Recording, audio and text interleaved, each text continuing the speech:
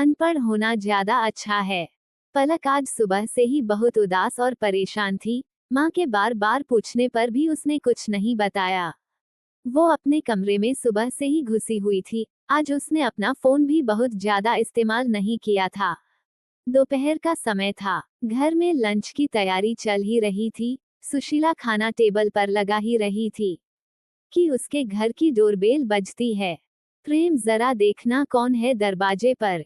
मेरे हाथ में खाना है, सुशीला ने अपने बेटे से कहा। रुक प्रेम, मैं देखता हूँ, कहते हुए राकेश दरवाजे की ओर बढ़े। अरे प्रेमा जी, आप आइए आइए, अंदर आइए। मुस्कुराते हुए राकेश ने हाथ जोड़े और झुककर प्रेमा को अंदर आने को कहा ही था कि उनके पीछे सुशीला आ चुकी थी। अरे प्रेमा बहन, आप सब ठीक तो है? आइए, आप बिल्कुल सही टाइम पर आई है।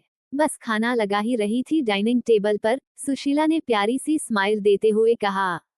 हाँ, वो सब तो ठीक है सुशीला, मैं यहाँ कोई खाना खाने थोड़े ना आई हूँ। अंदर आते हुए प्रेमा ने थोड़ा सा जोश दिखाते हुए कहा। क्या हुआ बहन जी, आप तो नाराज हो रही है? कोई बात हुई क्या? राकेश जी ने प्रश्नसूचक निगाहों से देखते हुए प्रेमा से पूछा। प्रेमा ने उनके प्रश्नों का उत्तर न देते हुए कहा, पलक कहाँ है? उद्धरण चिन्ह डॉट डॉट। जी वो अपने कमरे है, अभी बुलाए देती हूँ। पर क्या उसने कुछ किया है? सुशीला ने फिर से वही प्रश्न किया। पलक का जिक्र चल ही रहा था तब तक वो भी अपने कमरे से निकल बाहर डाइनिंग हॉल में आ जाती है। नमस्ते आंटी जी, पलक ने अपने सर पर चुन्नी करते हुए प्रेमा को विश किया।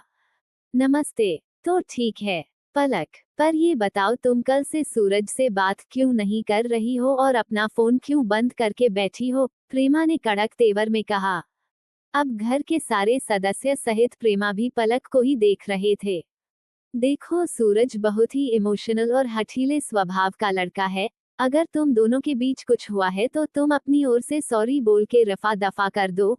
मैंने तुम दोनों की सगाई के बाद शादी में 4 हफ्तों का टाइम इसीलिए रखा है ताकि तुम दोनों आपस में बातें कर सको, एक दूसरे को जान सको। इसलिए नहीं कि रोज रोज मुंह फुला के गुस्सा करके बैठ जाओ। उद्धरण चिन्ह। पलक, क्या हुआ है? और प्रेमा आंटी सही तो कह रही है। अरे छोटे मोटे झगड़े तो अक्सर होते ही रहते हैं कपल्स में। अब हमें ही देख लो, शादी के इतने दिनों बाद भी तेरी माँ मेरे से रोज झगड़ा कर ही लेती है। फिर भी मुझे सॉरी बोल मामला रफा दफा करना ही पड़ता है। राकेश ने पलक से जोली अंदाज में स्माइल के साथ कहा। आप तो रहने ही दो, बच्चों को ऐसे टाइम पर भी ना यही एग्जाम्पल देना। बेटा पलक, अगर कुछ है तो हमें बताओ। कल को आपकी शादी सूरज से ही होनी है। इतना अच्छा लड़का हमें फिर नहीं मिलेगा। प्रेमा दीदी सही कह रही है, सुशीला ने पलक को समझाने की कोशिश की। पलक, हम तो अपनी दोनों फैमिली के भले के लिए कह रहे हैं। शादी के इनविटेशन कार्ड तक बट चुके हैं, सारे रिलेटिव्स को पता चल चुका है। अब अगर कुछ होता है तो क्या कह के उन्हें मना करेंगे? ये हमारी दोनों फैमिली की नाक का सवाल है। और अब प्रेमा ने सुशीला की ओर देखा। सुशीला, मैंने तुम्हारी बात पर भरोसा करके अपनी दोस्ती को रिश्तेदारी में बदलने की कोशिश की, लेकिन ये पलक तो कल से सूरज को नाराज करके बैठी है। वो कह रहा है, माँ तुमने न जाने कैसी अनपढ़ टाइप की लड़की ढूंढी है मेरे लिए। अब तू तो जानती है सुशीला, मेरा सूरज बाहर पढ़ा लिखा है और ऊपर से थोड़ा हठीला है। अगर उसने एक बार मना कर दिया तो फिर अपने बापू की भी नहीं सुनेगा। अब तू देख ले, इसे उसे सॉरी बोल के मनाना तो पड़ेगा। अब पलक कुछ बोलती उससे फाही वहां पर बैठी कनक की छोटी बहन डॉली बोल पड़ी। दीदी क्यों सॉरी बोलेगी जब उनकी कोई गलती ही नहीं है? सॉरी तो आपको और आपके बेटे सूरज को बोलना चाहिए। डॉली की बात सुन के सब के सब हक्के बक्के और हैरान होने लगे। क्यों डॉली, ये क्या कह रही है तू? उद्धरण चिन्ह। हाँ, मैं सही कह रही हूँ। कल रात को सूरज जी वीडियो कॉल पर दीदी को सारे कपड़े उतारने और उनकी न्यूड फोटोज देने की डिमांड कर रहे थे, और जब दी ने ये सब करने से मना कर दिया तो अनपढ़ गवार का ठप्पा लगा के मुंह फुला लिया। यही पाई की है क्या उन्होंने बाहर जाकर? डॉली ने रौब झाड़ रही प्रेमा को उल्टा कटघरे में खड़ा किया। नहीं नहीं, ऐसा नहीं है, तुम शायद गलत समझ रही हो। वो क्या है कि सूरज जरा मॉडर्न टाइप का लड़का है तो बोल दिया होगा। इसमें कौन सी बड़ी बात है, और वैसे भी आजकल तो ये सब नॉर्मल हो गया है सोशल मीडिया के जमाने में। प्रेमा ने झूठ मूठ की सफाई देकर अपने बच्चे को बचाने की कोशिश की।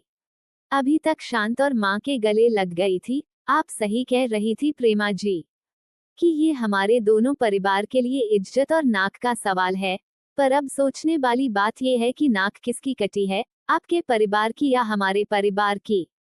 अगर आपको किसी भले घर की लड़की के न्यूड फोटो मांगना आधुनिकता और नॉर्मल लगता है तो ये काम आपको मुबारक हो।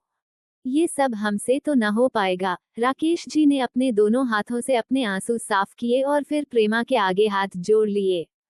प्रेमा, तू सब कुछ जानकर भी अनजान बनते हुए मेरी बेटी से सॉरी बोलने के लिए यहाँ तक चली आई।